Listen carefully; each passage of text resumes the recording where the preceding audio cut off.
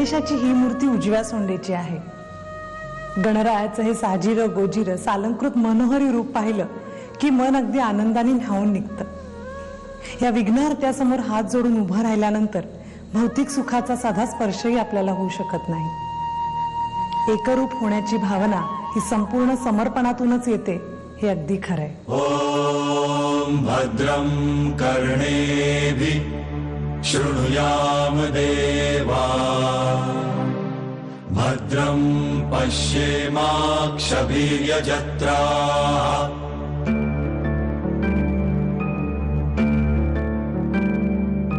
स्थिरैरङ्गैस्तुष्टुवासस्तनुभिः व्यशेम देवहितं यदायुः. ॐ स्वस्ति न इन्द्रो वृद्धश्रवाः, स्वस्ति न पूषा विश्ववेदाः, स्वस्ति नस्तार्क्ष्यो अरिष्टनेमि, स्वस्ति नो बृहस्पतिर्दधातु.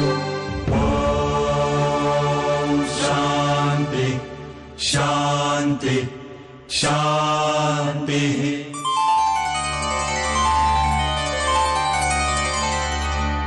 ॐ गं गणपतये नमः. ॐ गं गणपतये नमः. ॐ गं गणपतये नमः. ॐ गं गणपतये नमः. ॐ गं गणपतये नमः. ॐ गं गणपतये नमः. ॐ गं गणपतये नमः. या प्राचीन गणेश मंदिराचं व्यवस्थापन आणि निर्माते कोण आहेत याबद्दल सगळ्यांनाच अज्ञान आहे. पण इसवी सन 1630 पासून नित्सुरे घराणं या गणरायाची सेवा अगदी मनोभावे करते. 96 साली एक विश्वस्त मंडळ नेमण्यात आलं. आता याच मंडळाकडून जाणून घेऊया या गणेश मंदिराविषयी अधिक माहिती. प्रदक्षिणेच्या या भागात तुम्हा सगळ्यांचं मनापासून स्वागत आहे. आम्हाला काही या गणेश मंदिरांविषयी माहिती कळली, ती काय आहे आणि अधिक माहिती आम्हाला तुमच्याकडून जाणून घ्यायची. आम्हाला असं सांगितलं जातं की इथे वेगवेगळ्या जाती धर्मातील लोकांना श्रीपूजा स्वहस्ते करायला मिळते. त्याबद्दल नक्की काय माहिती आम्हाला सांगू शकाल? त्याबद्दलची माहिती अशी आहे की 1996 साली आमचं नवीन विश्वस्त मंडळ इथे स्थापन झालं. तत्पूर्वी या मंदिराचे सर्वेसर्वा गणेश धुंडीराव नित्सुरे यांनी इथे एक सर्व धर्मीयांची सत्यनारायणची पूजेचं कार्यक्रम पार पाडलं आणि त्यानंतर या मंदिरामध्ये जे कोणी सर्व धर्माचे लोक येतात ते स्वहस्ते श्रीची पूजा करतात. त्यांना तो अधिकार बहाल केलेला आहे की तिथे कोणालाहीच मनाई नाही. त्याने गाभाऱ्यामध्ये जाऊन स्वहस्ते तो आपल्या श्रीची पूजा करू शकतो.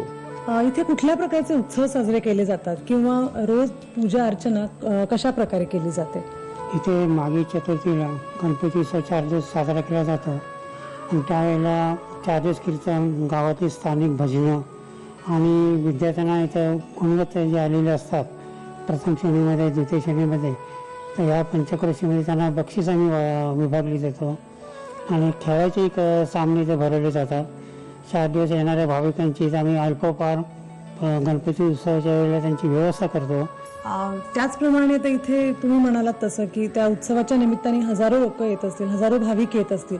मग त्यांच्यासाठी इथे काय सोयी सुविधा उपलब्ध आहेत किंवा भविष्यातल्या काय योजना आहेत? त्यासाठी आम्ही भक्त निवास बांधलाय देवळाच्या मागे. त्यांना सगळ्या सुविधा तिथे पुरवल्या, खोल्या बांधलेल्या आहेत. त्याच्यात तिथे कॉट बीट, गाद्या, झोपण्याची व्यवस्था आणि अगदी अल्पदरामध्ये अल्पदरात आम्ही त्यांना देतो.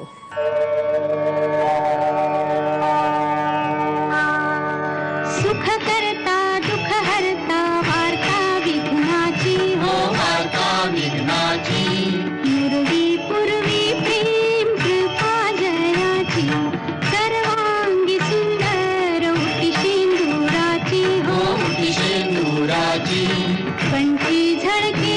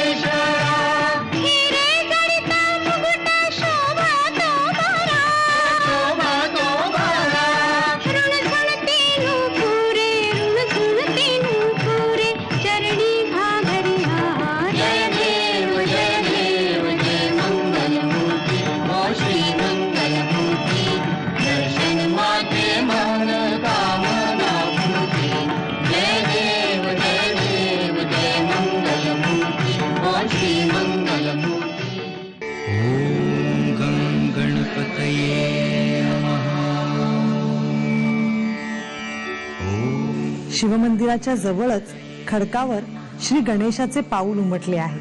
ह्यालाच गणपतीचे पाऊल असंही म्हणतात. अतिप्राचीन काळात आंजर्ले गावाच्या पश्चिमेला अरबी समुद्र किनारी श्री शंकराचे अजरालय या नावाचं दगडी मंदिर होतं. समुद्राच्या अतिक्रमणाने हे मंदिर पाडलं गेलं. या मंदिरातच एक श्री गणेशाचं मंदिरही होतं. ज्यावेळी अजरालय मंदिर पडलं त्यावेळेला गणेशाने समोरील कड्यावर वास्तव्य केलं असं सांगितलं जातं. आणि त्याचंच प्रतीक म्हणून मंदिराच्या दक्षिणेकडे एक पाखाडी आहे. त्या शेजारी कातळावर गणेशाच्या पावलाचे निशाण आहे आणि म्हणूनच त्या भागाला श्री गणपतीचे पाऊल असे म्हणतात.